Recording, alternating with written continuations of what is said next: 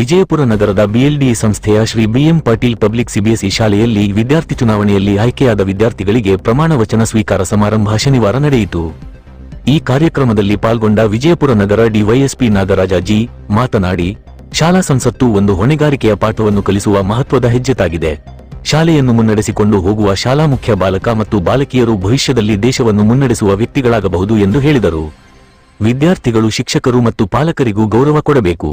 ಪ್ರತಿಜ್ಞಾ ವಿಧಿ ಸ್ವೀಕರಿಸಿರುವ ಪದಾಧಿಕಾರಿಗಳು ಉತ್ತಮವಾಗಿ ಕಾರ್ಯನಿರ್ವಹಿಸಬೇಕು ಅವರು ಹೇಳಿದರು.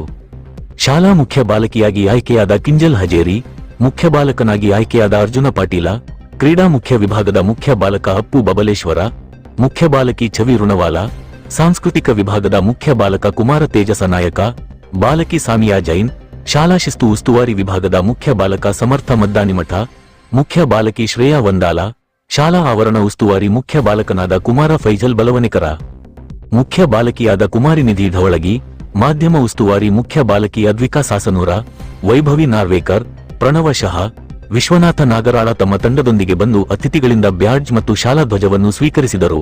ಅತಿಥಿಗಳು ಮಕ್ಕಳಿಗೆ ಪ್ರಮಾಣವಚನ ಬೋಧಿಸಿದರು. ಈ ಸಂದರ್ಭದಲ್ಲಿ ಶಾಲೆ ಪ್ರಾಚಾರ್ಯ ಶ್ರೀಮತಿ ವಸುಧಾ ನಾರ್ವೇಕರ, ಶಾಲಾ ಹಿರಿಯ ಕಾರ್ಯಸಂಯೋಜಕಿ ದೀಪಾ ಜಂಬೂರೆ, ವಿದ್ಯಾರ್ಥಿಗಳು ಹಾಗೂ ಶಾಲೆ ಸಿಬ್ಬಂದಿ ಉಪಸ್ಥಿತರಿದ್ದರು.